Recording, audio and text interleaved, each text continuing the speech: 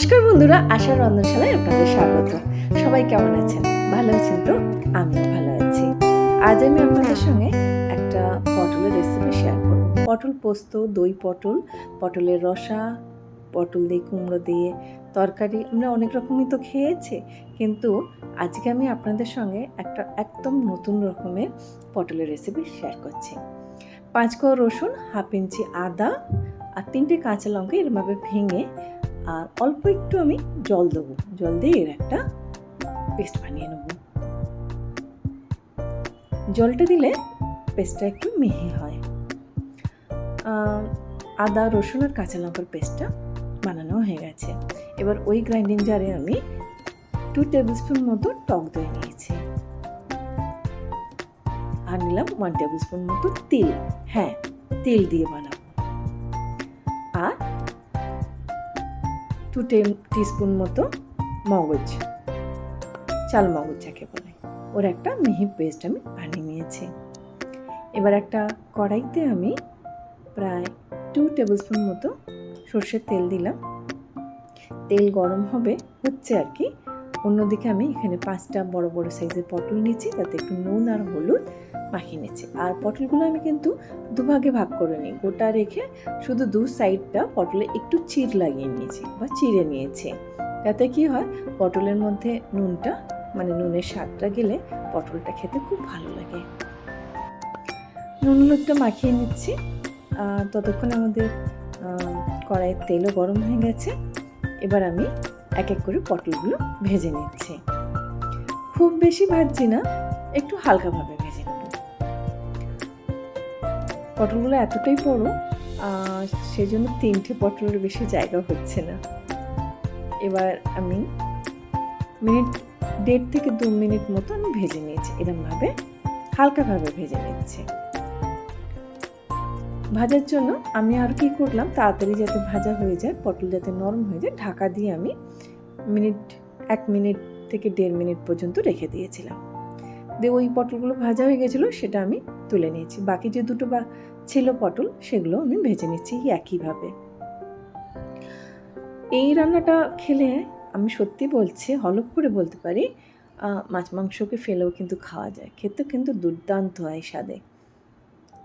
যারা পটল খেতেও চায় না, তাদের যদি একবার বানিয়ে দেওয়া হয় না, তারাও বলবে হ্যাঁ, সত্যি খুব সুন্দর হয়েছে রান্না। ওই একইভাবে বাকি পটলগুলো আমি ভেজে তুলে নিলাম। এবার ওই তেলের মধ্যেই আমি হাফ টিস্পুন মতো জিরে দিলাম, গোটা জিরে ফোড়নে দিলাম, আর অন্য কিছু দিলাম না ফোড়নে। আর একটা মিডিয়াম সাইজের পেঁয়াজকে ছোট ছোট করে টুকরো করে কেটে নিলাম, আর পেঁয়াজটাকে হালকাভাবে ভাজছি। আর যদি একদম নিরামিষ করতে চান, তাহলে আদা কাঁচা লঙ্কা বাটা আর টমেটো দিতে পারেন। আর যেরকম তিল, চালমগজ আর দইয়ের পেস্ট, সেটাও দিতে পারেন। আদা রসুন কাঁচা লঙ্কার পেস্টটা দিয়ে দিলাম। পেঁয়াজটা যখন একটু হালকা রং পরিবর্তন করেছে, আর দিলাম 1/4 টিস্পুন মতো হলুদ, হাফ টিস্পুন মতো লাল লঙ্কার গুঁড়ো, আর 1 টিস্পুন মতো Kashmiri red chilli powder. Kashmiri red chilli powder দিলে এতদিনে নিশ্চয়ই জেনে গেছেন যে কালারটা খুব সুন্দর আসে। হালকাভাবে একটু এরমভাবে ভেজে নিচ্ছি। যেহেতু তেলটা যখন একটু কমে গেছে, তাই অল্প পরিমাণে একটু জল দিয়ে মশলাটা কষিয়ে নিচ্ছি। মশলাটা কষানো মোটামুটি হয়ে গেছে।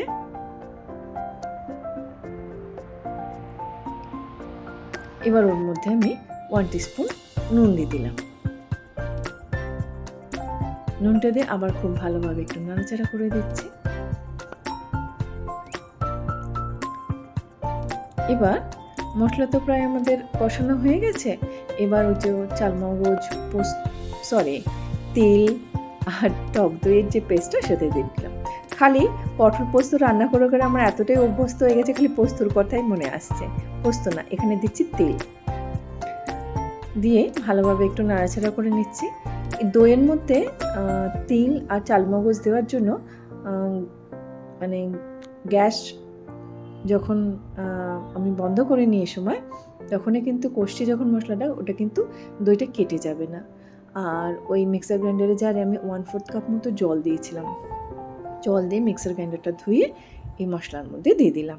এবার মশলাটা কষাতে থাকছি। মশলাটা কষানোর সময় মনে হলো জলের পরিমাণটা একটু কম আছে, তাই আমি আরও 1/4 কাপ মতো দিয়ে দিয়েছি জল। দিয়ে মশলাটা প্রায় 3 থেকে 4 মিনিট আমি একটু কষিয়ে নেব। মশলা মোটামুটি কষানো হয়ে গেছে। এবার ওর মধ্যে আমি ভাজা পটলগুলো দিয়ে দিচ্ছি, যাতে পটলের মধ্যে সমস্ত মশলার স্বাদটা আসে। আর যেহেতু তিল পটল বলেছি, তিল তো দেওয়া হলো, পটল তো দেওয়া হয়নি, তাই পটল তো দিতেই হবে, তাই না? এবার এইভাবে একটু নাড়াচাড়া করে পটলগুলো একটু মশলার মধ্যে ডুবিয়ে দিচ্ছি, যাতে স্বাদটা খুব ভালোভাবে আসে। আর দেখুন রঙটা কত সুন্দর এসছে। এবার ঢাকা দিয়ে প্রায় 4 থেকে 5 মিনিট আমি রেখে দিয়েছিলাম লো ফ্লেমে। আমাদের তিল পটলের যেই রেসিপিটা কিন্তু রেডি হয়ে গেছে।